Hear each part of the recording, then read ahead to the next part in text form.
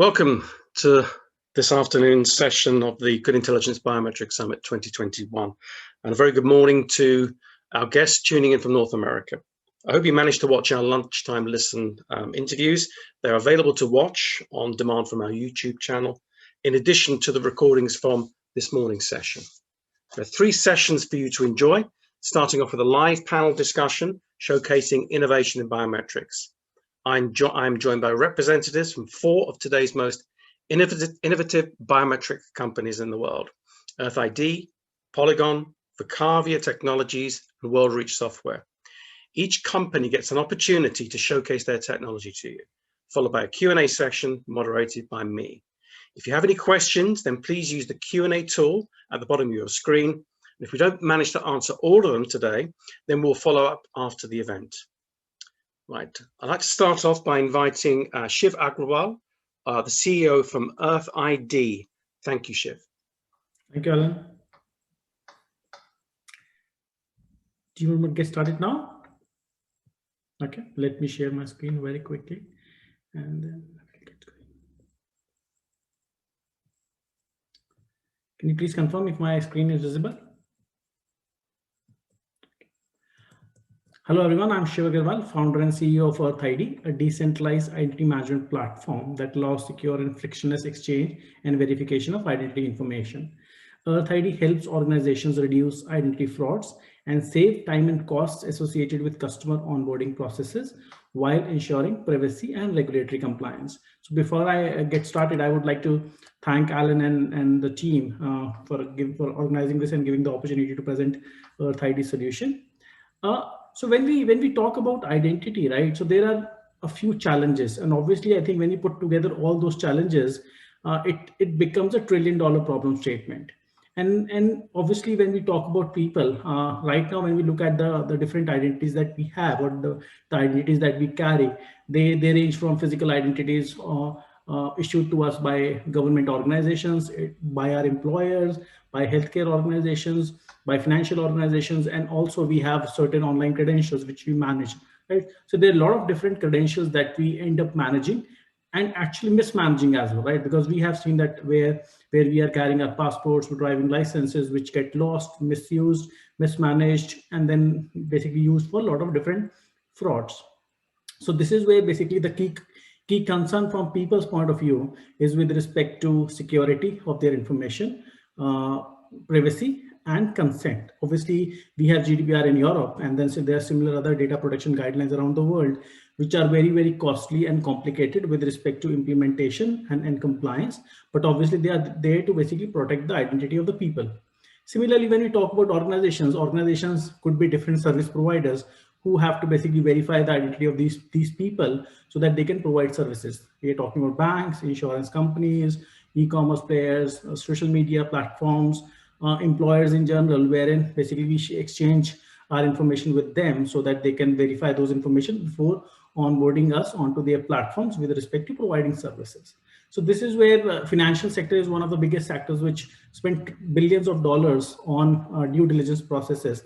There are large banking institutes which are spending as much as $500 million on these identity verification processes. So that means that already a lot of money is being spent on identity verification as well as fraud prevention.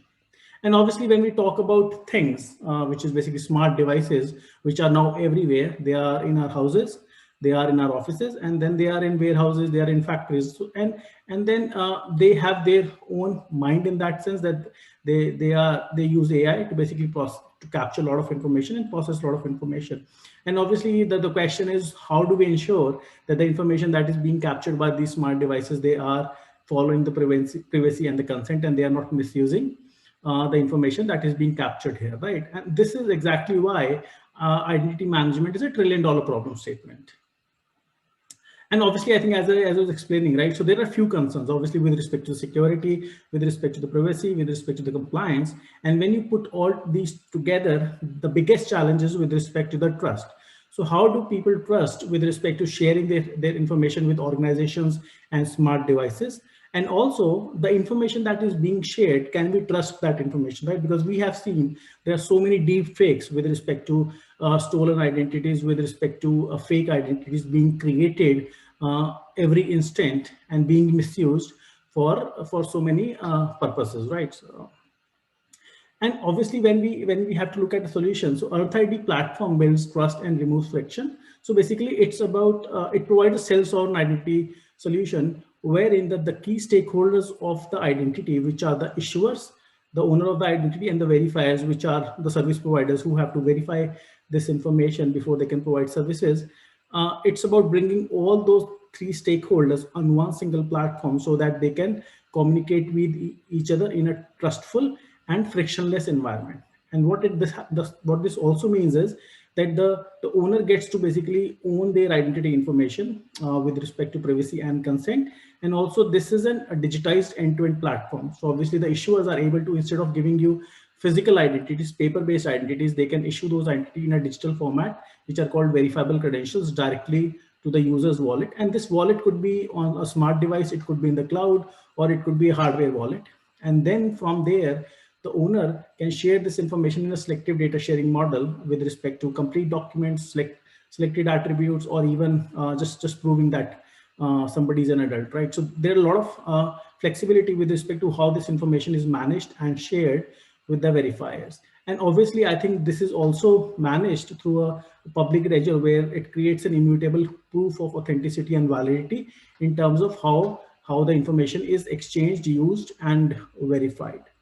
And the power of the wallet here is that this wallet can also digitize your existing identities. So you can scan your passport, you can scan your driving license, you can scan your identities across 200 countries, and those are verified with respect to validity, authenticity, ownership, stampering. And once all those checks and balances are done, only then that these identities are added to the user's wallet. And then they can also request digital credentials directly from issuers like universities, healthcare providers, employers, so that they get those identities as digital records instead of physical records. And what this means is that it basically reduces the overall friction with respect to identity issuance, identity management, and identity verification. And when we look at the key innovation aspects, right? And obviously, when we talk about identity, biometrics is a crucial element because that is one of the significant aspect about an individual, about a human being. And when we look at EarthID platform, we are looking at three areas of innovation. Obviously, I talked about the identity wallet and the verifiable credentials. So the identity wallet could be on a mobile device, it could be in cloud, or it could be a hardware wallet. And we are also looking at decentralized biometrics. One of the challenges in the industry is that whenever we talk about biometrics, we usually think of a central database where the biometric information of the users is stored, right? Because you can talk about national ID programs, you can talk about corporates which are capturing the biometrics of the users. They store them in the templates in central repositories from where the verification happens. But that means that now that biometric information is put at risk because once a hack happens, the data of all those millions or billions of users is put at risk, right? And this, we have seen this with Aadhaar program in India, and there are similar other programs around the world which has this pitfall. And this is where EarthID is innovating with respect to how this biometric information can be decentralized so that it can be stored and owned safely and securely, and it can be shared only for a specific purpose, so that that basically it allows privacy and consent. And lastly, zero knowledge proof, right? Because there are a lot of scenarios, use cases wherein we have to share specific information about ourselves, like verifying whether we are an adult, whether we earn more than a specific salary. So in those cases, we don't have to basically share our complete documentation like my passport or driving license. I can just basically prove certain things about myself without sharing any information. So these are some of the areas where EarthID is innovating. And these are some of the use cases which we are currently working with our customers and partners. Obviously, identity management is a cross-cutting concern. It's a horizontal and not necessarily an industry vertical. And then every organization, every industry around the world, they do identity management with respect to their users, their customers, their employees, and their other stakeholders, right? And this is where these are some of the selected use cases which I wanted to discuss today. So obviously, one thing is the digital identities and credentials. Obviously, right now, our employers and different organizations issue us physical identity cards, but they can actually be digitized and they can be carried in a mobile wallet for various purposes, right? We can also talk about healthcare industry, where the identity of the patient or the doctor can also be digitized, so that they can basically they can work with each other in a very trusted and a privacy and a consent oriented manner. Then we also talk about digital onboarding. So when we look at banking, insurance, and many other sectors where there are certain regulations with respect to how the information of individuals need to be captured, verified before they can be provided services. So that cannot be done in a digital manner rather than relying on physical paper copies, photocopies. If this can be done digitally, the user can directly share this information with the requesting party, and then they can trust this information because it's directly coming from the issuers. So this basically creates a very cost-effective solution, and then it basically helps organizations to save up to 80% of their expenses with respect to identity verification. And obviously biometrics play a strong role in this use case as well, right? Because obviously this we conduct liveness detection tests for anti-spoofing and so many other challenges to ensure that the information and the user who's interacting with the services is a living human being. Shiv, and then 2 minutes, please. Okay. Selective data sharing. So because obviously right now the way identity works is that we have to share our complete documents, like my passport, my driving license.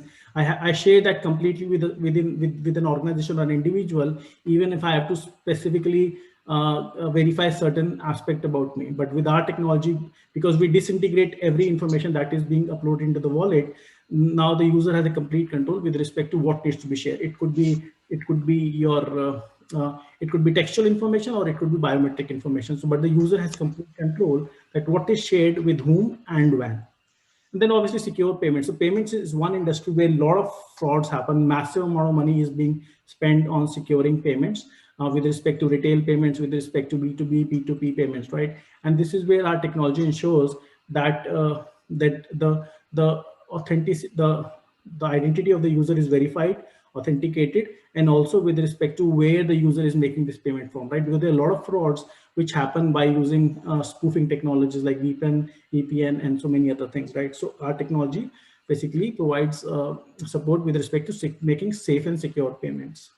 Obviously, I think because of pandemic, I think all of us know, right? We are talking about COVID passes, wherein you are able to certify that you have been vaccinated and you are safe to travel. But obviously, there are a lot of privacy concerns that are being raised, right? Because you are now sharing your information with a lot of people while traveling, and this is where our technology ensures that only the specific amount of information is shared when you are traveling, and this ensures that that the organizations are able to verify that yes, whether you are safe to travel or not, without getting any additional amount of information about you. And lastly, it's about contactless and keyless entry also, because of pandemic and in general, we are moving towards a world of contactless and keyless entry, wherein you can use your mobile device as a key card, or you can use your facial recognition just to enter corporate offices, shared spaces, or even during the travel. So these are some of the use cases which we are already working with our partners. And with that, I conclude my presentation. Thank you very much. Thank you, Shiv. If you could stop sharing your screen, and I'd now like to invite our second speaker, Fernando Moreira, Chief Operations Officer and Biometric Consultant at Polygon, to say a few words. Thanks, Fernando. Thank you, Alan. It's a pleasure to be here.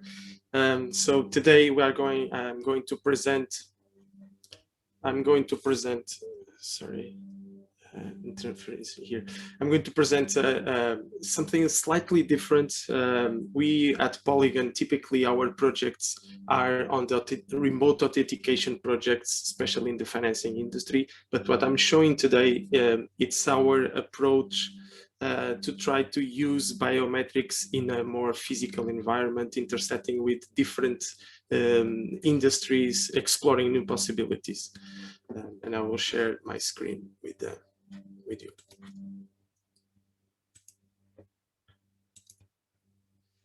Okay, so around 2 years ago, we started a project to intersect and use biometrics with a physical world in a way that we haven't seen yet. Of course, that COVID struck all of us. It was not a perfect timing, as you will see, of this project, the perfect timing on our side, but here we are. So we kept on developing the technology behind it. It was also something, we are a Portuguese company, something that was done inside a program supported by the Portuguese Agency for Technological Development. So it's also our contribution to elevate the technology aspects of our country, which is also important for us. So in a nutshell, what we developed is a physical token that is integrated on our authentication platform, and I will show you a little bit about that on one of the next slides. Basically, it's a card, a token. It has a card format, but it doesn't have to be a card format. It depends really on where you want to use it, but it pairs with a device and then can be used to engage with physical interactions, but that are very deeply connected with the biometric authentication in a given situation. And what is this biometric token? We called it biometric token.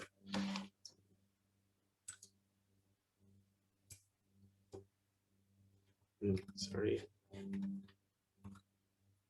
So this card is a piece of hardware that,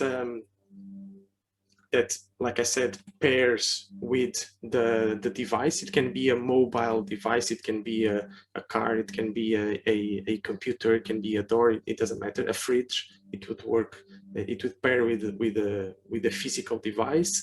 It has NFC and also Bluetooth, so it has passive characteristics, but also active characteristics, and it lives inside. It should live nearby the paired device in order to acknowledge its presence, and in terms of security, it will be the first barrier in terms of security of the action you want to have. So we thought this since the beginning as a card that could be for members to manage loyalty aspects, especially in open air events like football games and music festivals, which in our region are very prevalent. Of course, before COVID, this changed the panoramics a little bit, but we hope that everything gets back to normal as fast as possible. And so we combine location and proximity IoT with payment services and biometric KYC. Okay, regarding this hardware, everything was developed in-house, from the firmware to hardware to the applicational side that connects all of these aspects together. So why very briefly, why this smart card? For the purpose that we thought about this, in terms of security, by pairing with this mobile device that everybody has. So in terms of security is highly interesting, because from this moment on, there's a physical aspect of security. Even if your phone is compromised, without this piece, it will not be able to be compromised anymore. In terms of branding, it's also very interesting, because being a physical card, you can, but a smart card, you can have your brand at the person's wallet again, but at the same time it's a digital aspect to it. The unification also, the fact that some smartphones doesn't have NFC, low end in some regions, it's this card can perform the actions that some smartphones cannot do. In terms of privacy, it's pseudonymized out of the box. In terms of network, also important, specifically for those aspects that I referred before on festivals and sports events, where the loading of the network sometimes makes that everybody is out of network access, and so the card can work also offline. And of course demographics, because even if the person doesn't know how to operate a mobile phone or doesn't have one, it will be able to interact digitally, although it's using a physical card with their surroundings. Like I said, this card was developed to be an integral part of user authentication process. So our platform of authentication allows to build workflows in order to be used on remote account opening or health insurance, sale of health insurance online. So the typical remote authentication projects.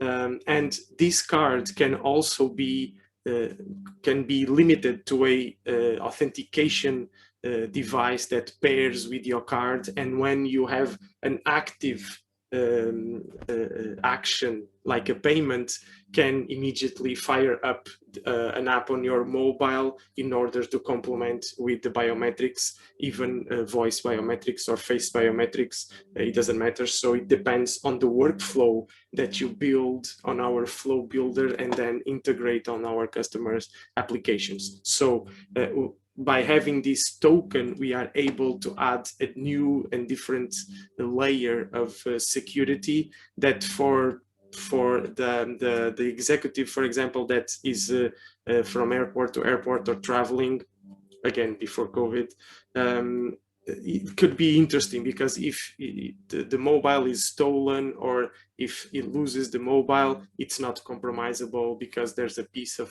that, it's almost like a piece of that smartphone stays with him on his luggage or on his back pocket or whatever. So the idea was to integrate completely on our authentication platform.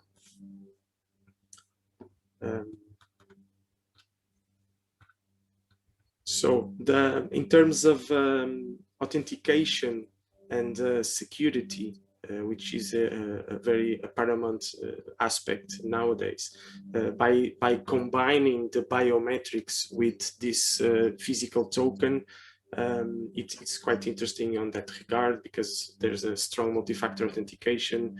It allows for is out of the box compliant with PSD2 requirements, and also the privacy requirements. I didn't go into much detail regarding the security aspects of this, but anti-cloning, anti-hacking, and anti-theft security system, and a seamless interaction without the need for user intervention. So it means the passive characteristics of the card are very interesting in that regard. So suddenly we have an ecosystem of security that there's an interesting intersection between the physical world and the digital world. And I see Alan is already on my screen, so I should.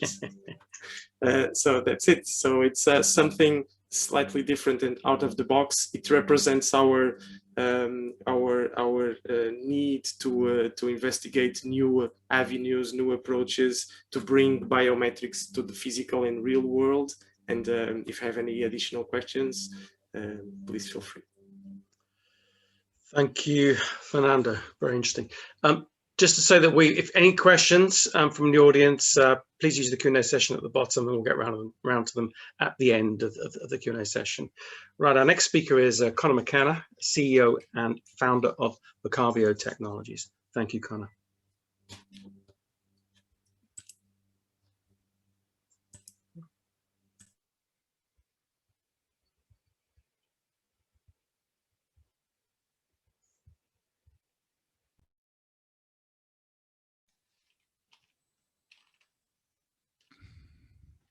Great, we're on. Thanks, Alan. Thanks for the invitation. Great to be here, and good morning, good afternoon, depending on what part of the world you're in. Connor McKenna, I'm CEO of Vocavio. I'd like to talk to you this morning or today about the role of voice technology in mission critical environments, and how we've taken a technology that's origins in assessing pilots into new areas.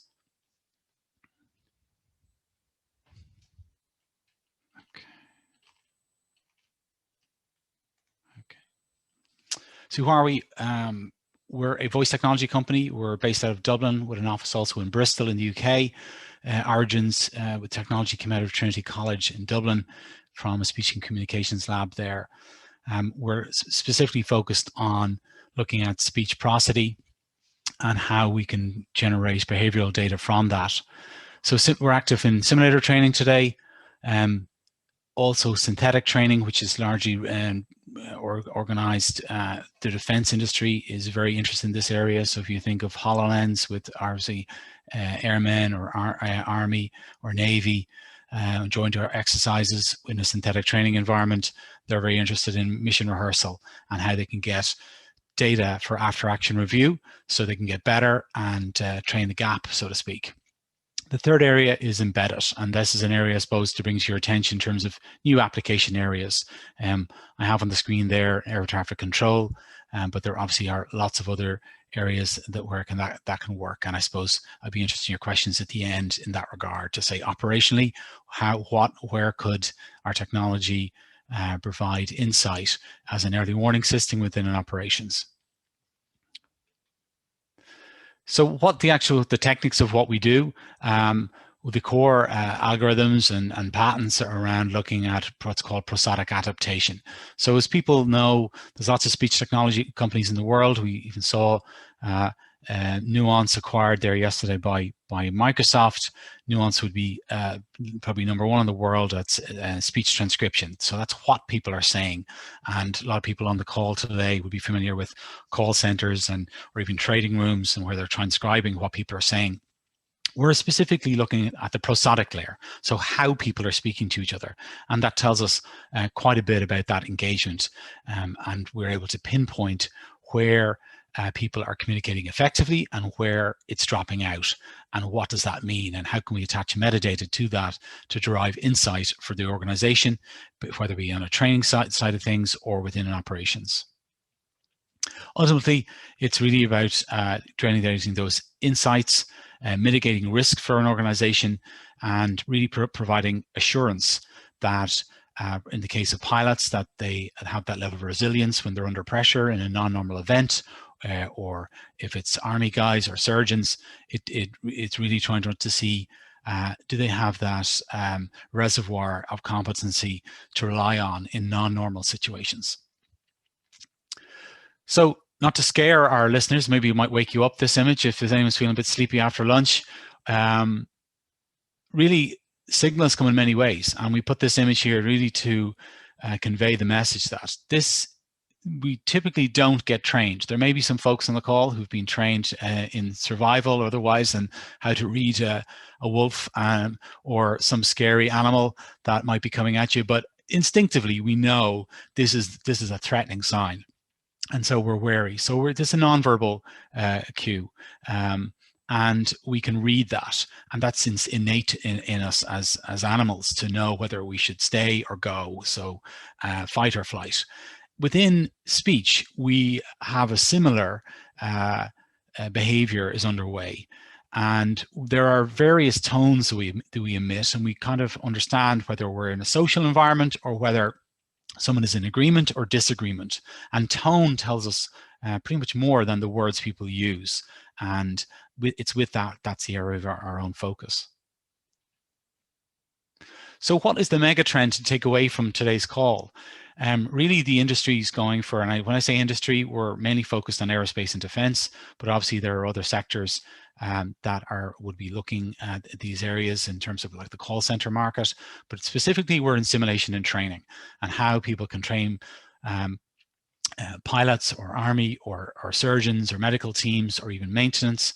How can they train them better? And we're moving away from an era of just relying on observers or instructors having to grade how that performance is happening, to a blended model where sensors have a role. So if we can look at that flight deck in the top left, there may be eye tracking, voice analysis, infrared cameras, really trying to determine at what phase of flight in this simulation is that co-pilot under pressure, and how did they do, and how can we gain insight into their level of readiness to be a great line pilot, and maybe move into the left-hand seat at the right time. So they go on a pre-command course and then become a captain of an aircraft. And really, when we look at all these different sectors, they all are interested in risk mitigation. Mitigate the risk of loss of life, or indeed vehicle loss or damage to the organization. So that's really what this is all about, and that's the drive. And it, particularly as the industries globalize, they're interested in the biometric side of it because it's completely objective, and it helps them develop standards that their various organizations that they work with can adhere to. So to give you a sense of the types of applications, we recently delivered for a UK customer looking at how do we solve this issue of COVID has maybe closed down some of our centers temporarily. How can we look at VR or an AR and VR? So we worked with some partners in London in terms of a VR studio to develop TeamDX, and TeamDX is a multiplayer capability to where folks can go in and train in a virtual environment. We can capture their speech, and we can mine the voice biometrics for information. But what we specifically are looking at is creating a challenge that is non-normal. So it's not a typical, so the fidelity there is not looking to replicate the inside of a C-130 or a Hercules. It's really trying to get people into the headspace of, I've got a task to do, and how am I going to behave in that? And critically, the number of tasks we introduce and complications create stress in an individual and a team. We want to see how they would stand that, and obviously there's different levels, and then we can measure that in terms of the after action review and the data we get from speech. So that cycle, what's happening there? So in this example I've given, that there's someone on an Oculus in Boston and another person in London. They join a virtual lobby and they start a session, and they're presented with the various tasks, with the mission they've got to undertake. And when they've concluded that, typically between 8 and 12 minutes is the TeamDX session.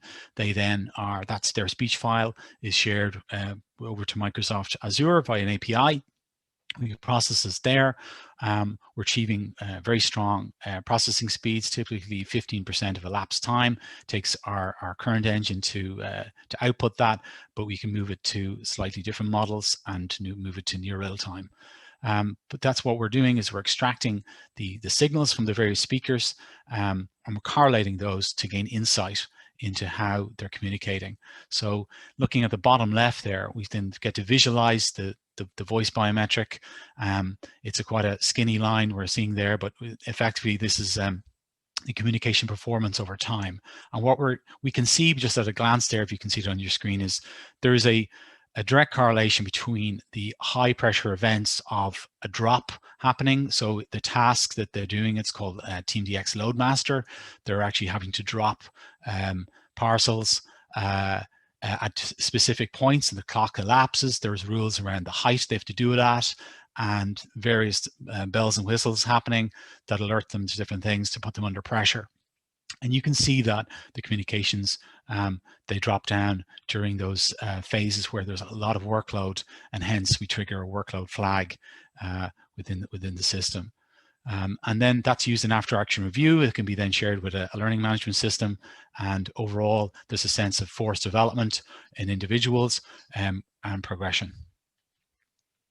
So this is the type of data we get to see. I think it was a great opportunity working with Oculus. I can see Alan on the screen, so getting close to wrapping up.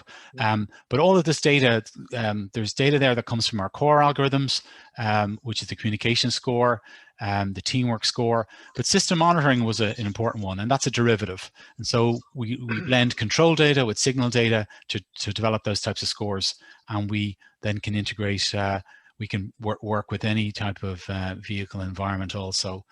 So we welcome your questions at the end of the session. Thank you for your time.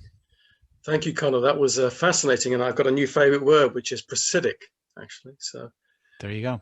Great. But also, I think, you know, I think the biometrics is such a useful tool, and it's not just for identity and authentication. I think it's a case of, it's not finding out, you know, who we are. I think it's how we are as well, how we're feeling.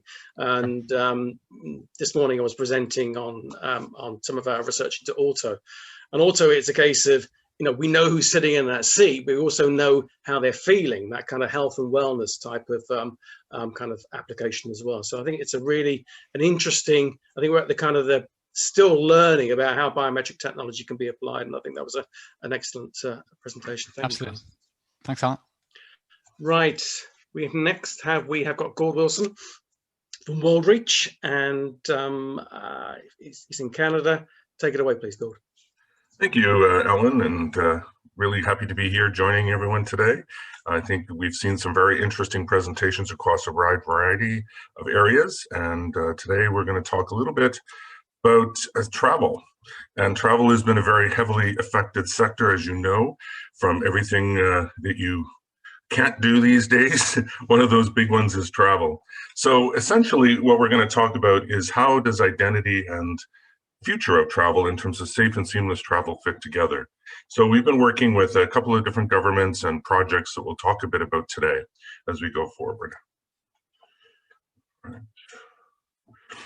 So many of us have experienced this over the last year. This is actually from almost exactly a year ago in March.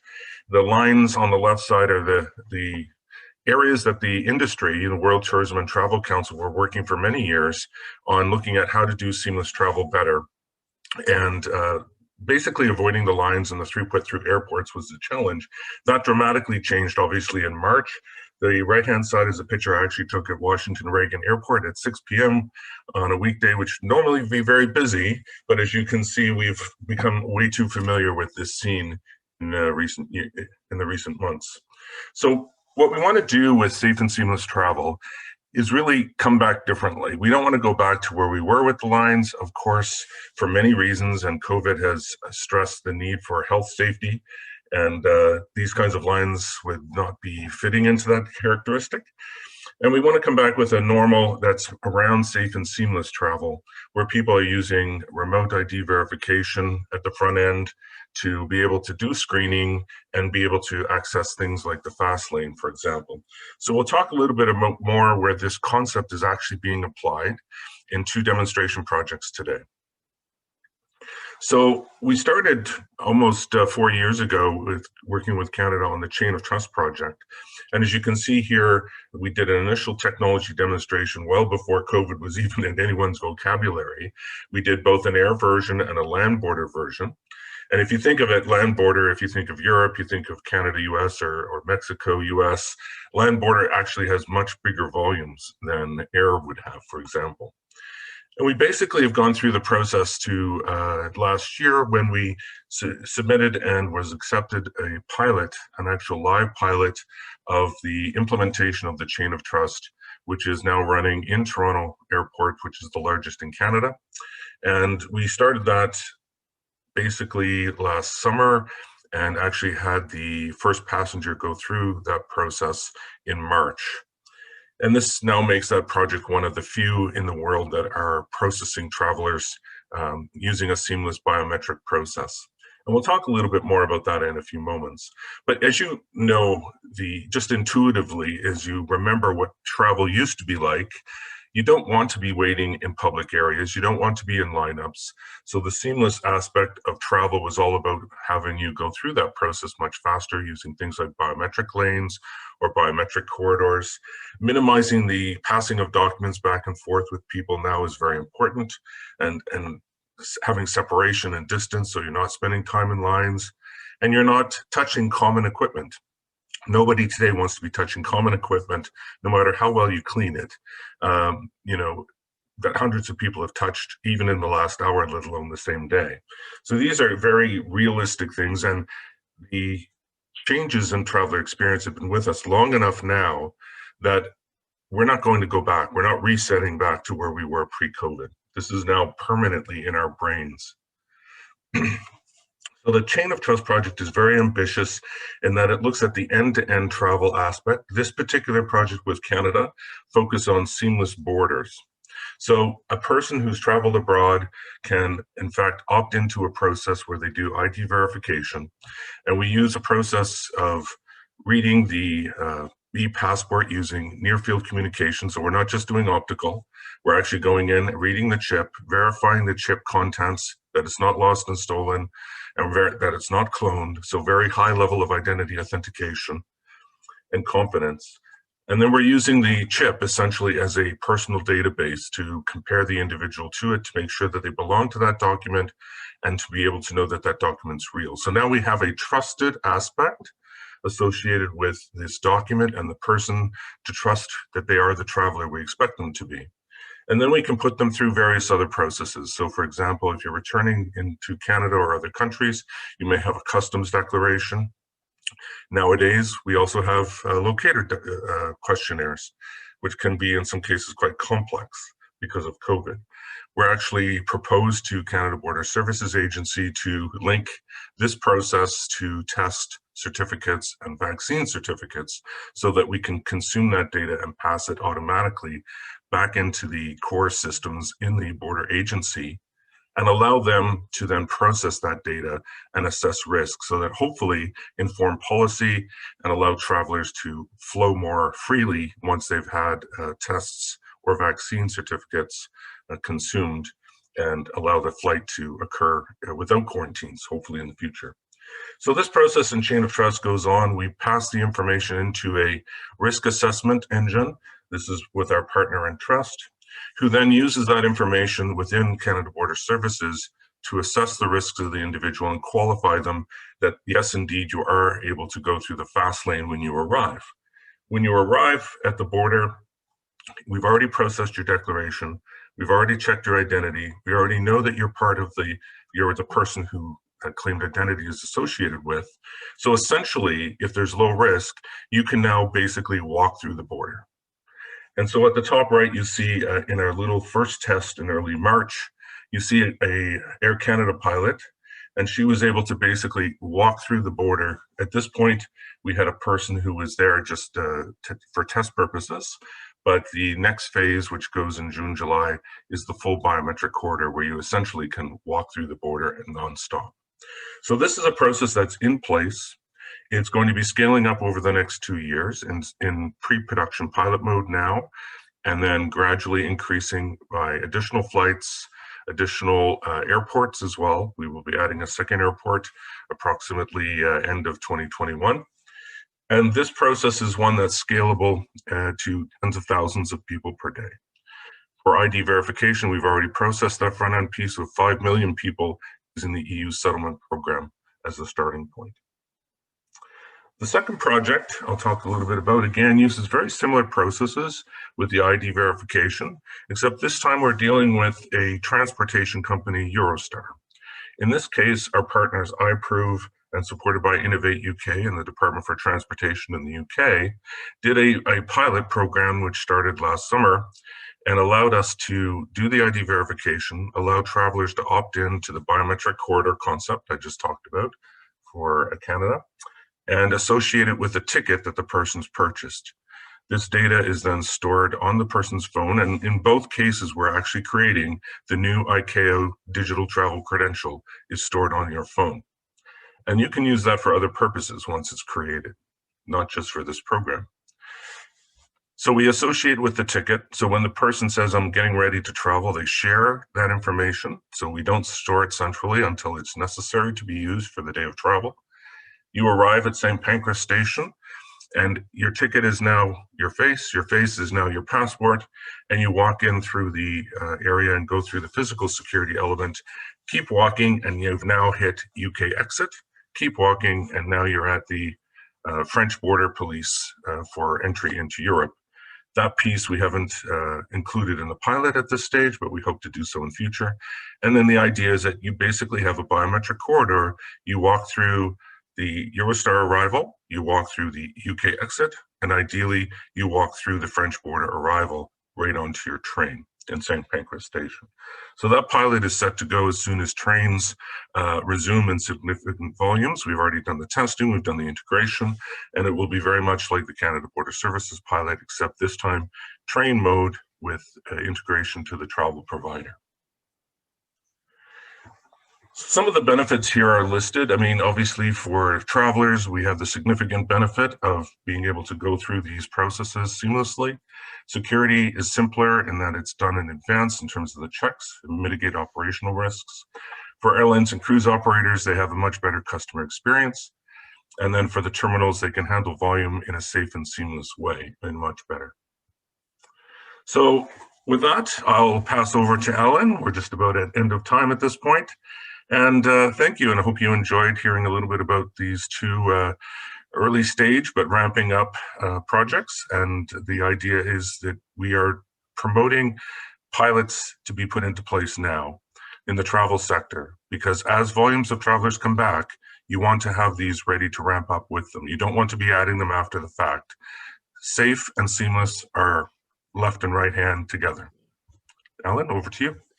Thank you, Goode. That was great. And if I can invite all the other panel speakers back, and then we can have a Q&A session. We've got some questions in, so keep them coming in if you have any questions on any of our four speakers that have been presenting today. So question based on your presentation, Goode, is what databases are used to verify info? Right, okay, so for the ID verification piece, we have obviously your own e-passport, or in this case, we can also do EU citizen ID card. And to just give you a sense of scale of that, there is about 1 billion people in the world who have an identity document that complies to the ICAO machine readable travel document standard. So if you compare that to other forms of digital identity with the new digital travel credential, there's nothing that comes close to it unless you're actually dealing with India's own ID or China's own ID. But take that away and something that's global, already a standard around the world, nothing comes close. So that's the biggest sort of building block right there. It's just your own individual e-passport or EID on the chip is the first step. Of course, we do verification of that using the digital signing certificates with the PKI. And because we're working with governments, we tend to get access to what the government itself that we're working for uses. And then from that, of course, we pass information to the governments to do checks on things like the lost and stolen database from Interpol, as well as other collaborating data that government may have as well, that they wish to check their persons of interest list, criminal databases, etc., to make sure that the risks are low. Okay. Thank you. That's brilliant. And while I have you, Goode, there's another question coming specifically on ICAO DTC. So which type, 1, 2, or 3 of ICAO DTC layer are you using in the Canada or the French UK trials? Right. And if any, how was it implemented? So that's quite a technical question. Well, the first question is easy. Right now, the whole world only can implement type 1 right now. Type 2 and 3 are future. So type 1 requires the issuance of a DTC, and essentially the derivation of a DTC has the same data that's on your chip. It's just in a mobile form factor now, which is now storable on your mobile phone or potentially even in a cloud site. It doesn't have to be on a mobile phone necessarily, but the intention of ICAO is that you have the e-passport or e-citizen ID card with you as a companion, right? It's like a mobile driver's license. It's not a substitute, but it's an easier form factor to use in that case. And basically we're deriving it by reading the e-passport chip, doing the whole verification process, just like you would do when you come across a border and they slide it on an e-gate or a kiosk or a passport reader. We do the same exact processes on the phone to then derive the credential, and it's signed. Okay, brilliant. Thank you. I hope that's answered your question. I've got a question now for Connor concerning the Vocavio engine. So have you blended the biometrics from the Vocavio engine with other biosignal data? Yeah, that's a great question. Thanks, Alan. I think the number of programs we're engaged in are actively doing that, and that's the nature of aerospace and defense. You don't always get full visibility of how they want to deploy the technology. We were involved in a project in the UK. We have more visibility, and they absolutely are. So eye tracking would be central to that. Infrared is. And we have visibility of that, and there are other programs where we don't necessarily, but you're blending biometrics is where they want to do. Ultimately, they're trying to understand human behavior better, and so whether we can introduce gaze tracking or heart rate or other aspects, that makes it more accurate and gives better insight. Yeah, I guess it's like a lot of the kind of the risk engines that we see in, and the identity and authentication world. It's about getting strong signals in, stuff that you can verify, things that are accurate, and then creating a better picture based on all those signals coming in from multiple sources. Yeah, no, absolutely. And I think the key thing about voice, and I suppose even with the gaze tracking type technologies, they're unobtrusive, because when you start sticking a probe or a sensor physically on somebody, all of a sudden they know they're under examination. So yeah, you might get a slightly different response.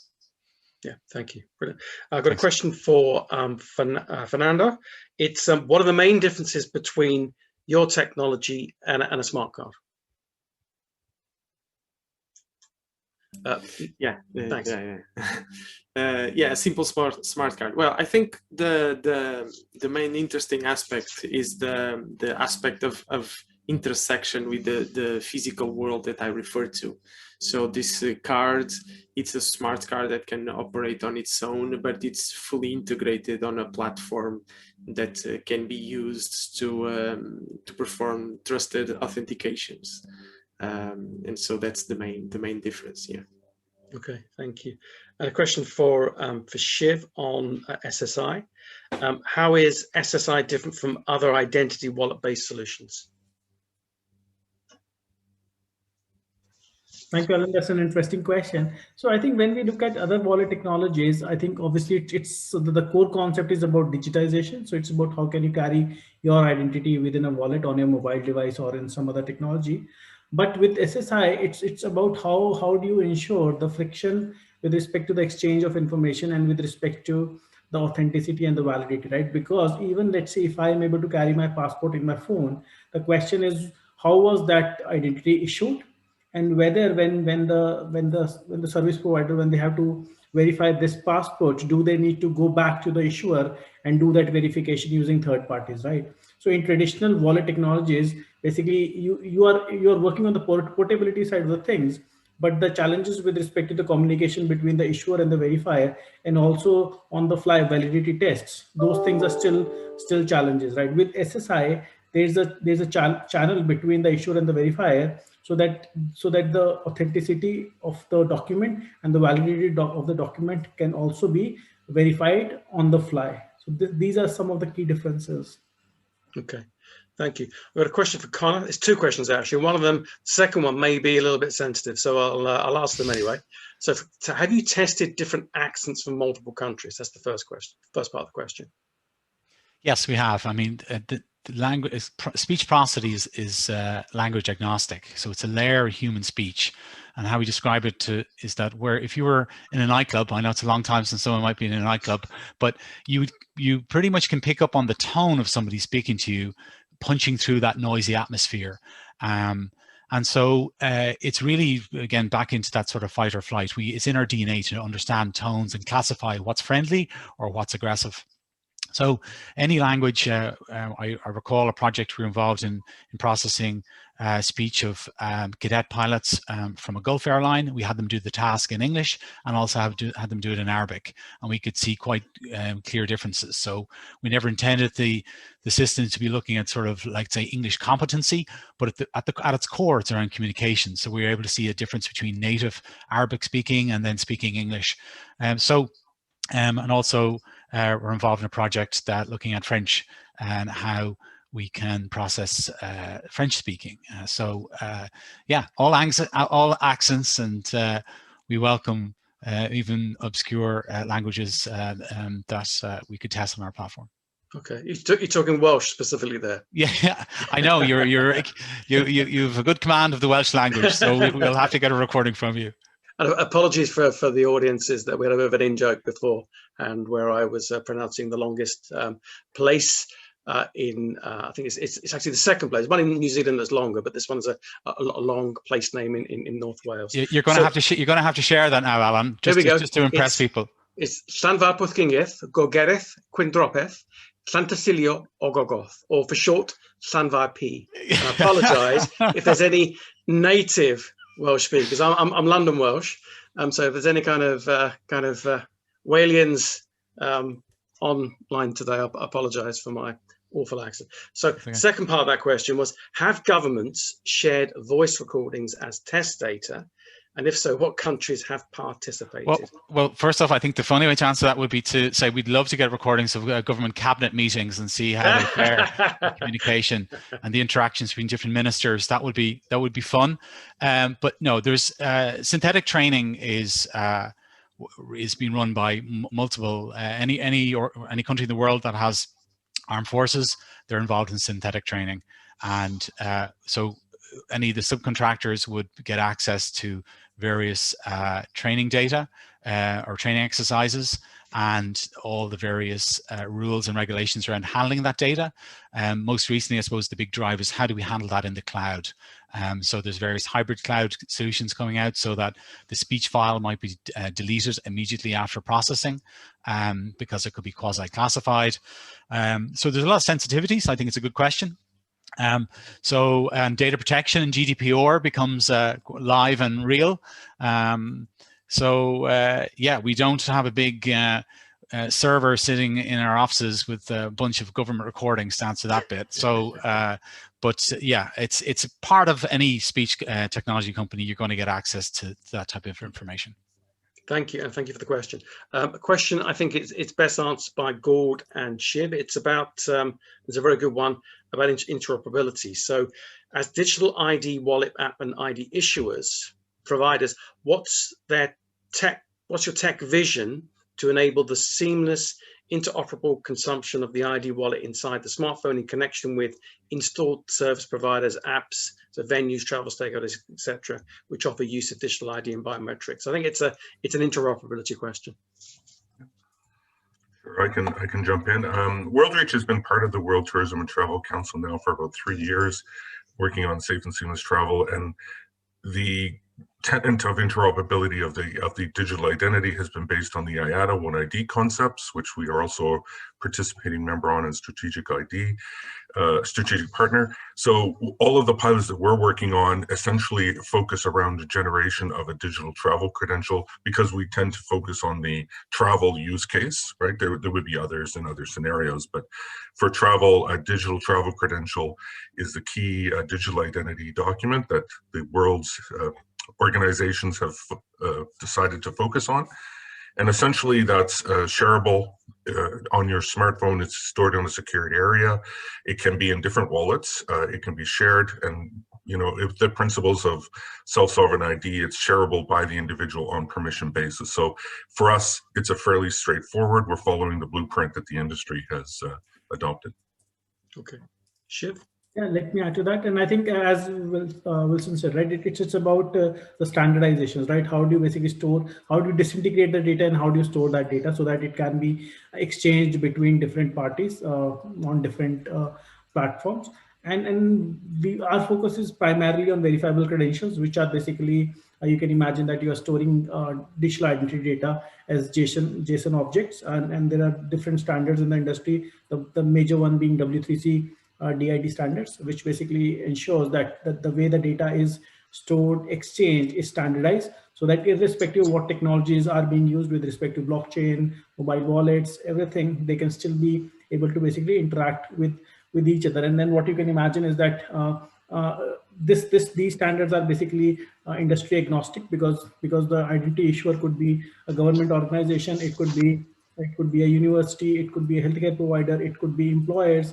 But the key point here is that the way this identity information is issued, stored, and exchanged, basically they are standardized. And it ensures that different players, different identity providers, different wallet providers, they can still basically ensure that the users have the control with respect to what technology, what solution provider they want to work with. And we are at EarthID, we are complying with all these standards, which are very, very relevant to us. Okay. And a follow-up question from Jean-Francois. Thank you, Jean-Francois. Is how do you foresee that apps inside a phone will consume the digital ID biometrics? So from an app to app perspective, which standard for inter-app dialogue is possible without leaving the phone? Does that make sense? Yeah, absolutely. So obviously, I think a lot of the way the world is moving towards decentralization, and a lot of value would be transacted peer to peer. And this is where I think one of the challenges that industry is also facing is with respect to how do you do authentication and verification in these P2P models, right? And obviously biometric is a very crucial element as well. And this is where I think one of the things that I mentioned was decentralized biometrics, because right now the way industry works is that a large organization like a government body or a big corporate, we can take the example of Aadhaar as well. So they store the biometric data of all the citizens or their customers or stakeholders in one big central database, and from there the verification can happen. But then in this scenario, the individual loses the control, right? Because now the information is lying somewhere else, and that can be stolen and misused for both frauds as well as criminal activities, right? And this is where the purpose of having a decentralized biometrics is, first of all, decentralizing the storage so that the threat surface reduces massively. Secondly, it's also about the portability, right? Because right now I want to be able to basically carry my biometric information in both high tech and low tech environments, and I should be able to share those things with the verifying parties, right?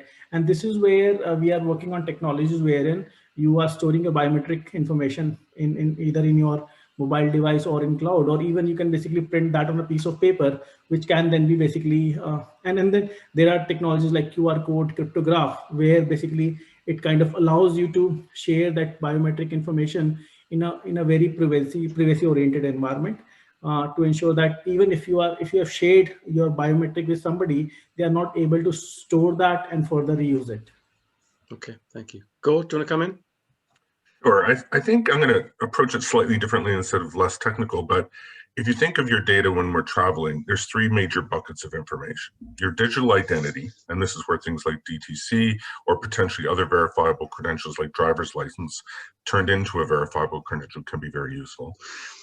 Then you have your information about your permission. So permission to travel comes from government, right? Do I need a visa? Do I have an electronic travel authorization? And now, of course, health credential. Do I have the right health credential, whether that be a vaccine or a test certificate or yellow fever if I go back in time, right? And how do I consume that in various ways, turn it into something that can be usable through a more automated process? So that's permissions. The third bucket is what is typically more my preferences, my preferred vendors for various things, what kind of food I like or don't like, all of those professional privileges and permissions, and then I can share those types of things. So if we keep them in those three buckets, it's a lot easier to share and decide who I want to share things with, right? Digital identity is a very core element, and hence we have a lot of standards around that. At the other end of the spectrum, permissions and privileges tend to be something that, you know, depending if I'm a frequent flyer and I've decided to join and opt into programs, that could be information that the originating travel service provider gives me. It could be simply data. It could be into something as sophisticated as a verifiable credential as well, or a bucket that has their signing around it so that they can trust it and you share it when you want to on your phone. So there's different approaches depending on the type of data that you're dealing with. And I think that makes a difference with respect to sharing. The higher up the chain you go with digital identity, the more standardized we want that to be. Okay, thank you. That's excellent. I've got a question for Fernando. It's about your card. So a physical card, and I think it's about adoption and the market really. A physical card is an extra layer of security and ID verification. Do people actually use it? Is the market ready for this? Well, that's a good question. This is a working project. This was developed to be applied in a very specific environment, which with COVID somehow it's stopped our physical tests and pilots. We believe that there is an audience for this, and in terms of security, it indeed adds an additional security layer that can be very, very interesting from some situations.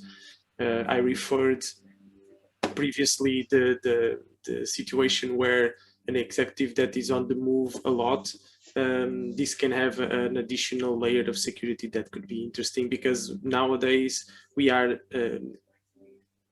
converting all of our information, and make it confluent to our mobile phone, which can be a very high precious point of attack. And so we believe this has space for it.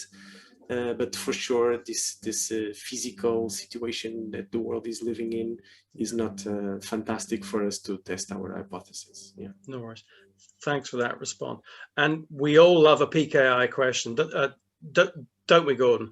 So we've got a question from Peter Backman asking about ICAO PKD. It's a country level trust. Do you use the PKI from a specific country as a sub-CA or access it as part of at a business level? Well, for the customers that we're dealing with, they're the essentially border agencies connect to the seamless travel processes. So when it comes to actually doing the verification, we're doing that effectively on behalf of the governments, which could use a derivation of the ICAO PKD. Most governments typically have the base data, and then they supplement it. So they have their own individual master lists, and depending on the circumstances, the country that we're working with or for directly on contract will give us their master list as opposed to the generic ICAO PKD, or not PKD. PKD is the exchange mechanism between countries. PKI, the ICAO PKI master list, is the more generic version itself. Okay, brilliant. And got a question on decentralized biometrics. So what I'm going to do is ask Shiv first this one. Can you elaborate more on what decentralized biometrics is, please? Yes, so I think so. It's about the storage of the biometric information, right? Because as I was explaining earlier, right now when we look at the biometric information that is stored centrally by the different organizations, the authorities, if I can call it that, because usually the biometric information is collected by governments or national ID programs in general, right?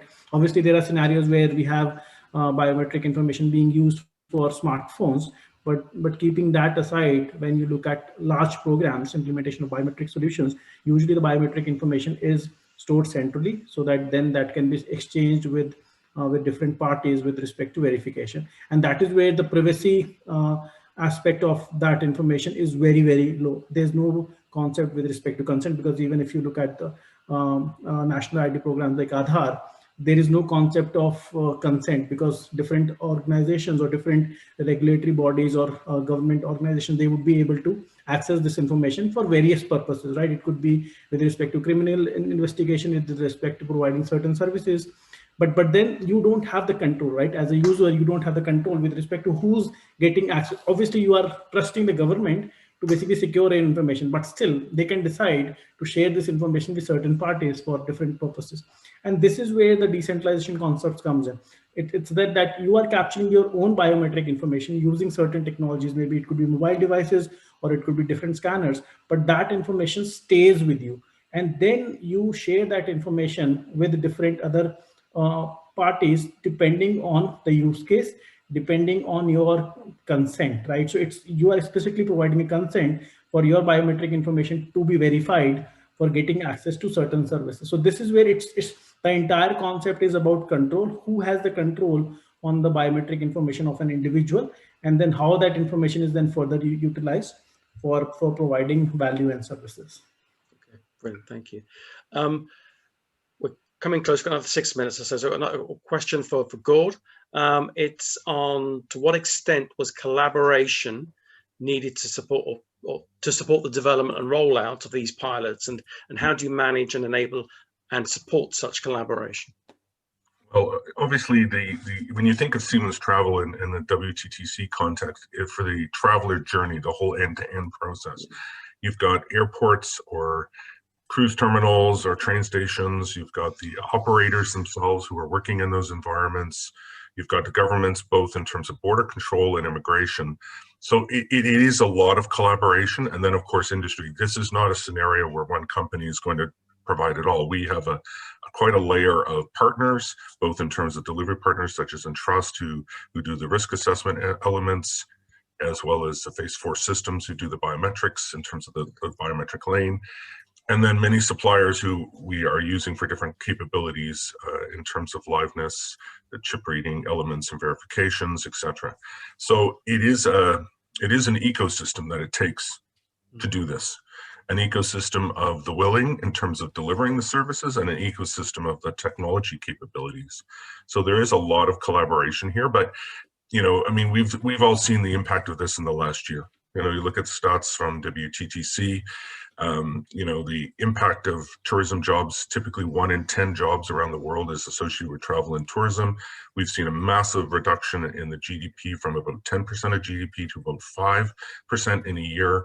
You're talking like 60 million jobs lost. This is not a small set of carrots to get ourselves organized and collaborate. And I think that's what the world is ready to do. We've done pilots over the last couple of years in subsets of this, and now we have to put the whole journey together. And that's the big challenge now, is putting the whole journey together. But there's a willingness to do so, in my opinion, and the timing is right. While volumes are low, we have the chance to put in the pilots now and allow those volumes to grow through the pilots and come back differently. Okay, that's my final question. Did you raise your hand there, Connor? Yes, I did. Just really a comment following on from Gordon. I think really they say don't waste a crisis.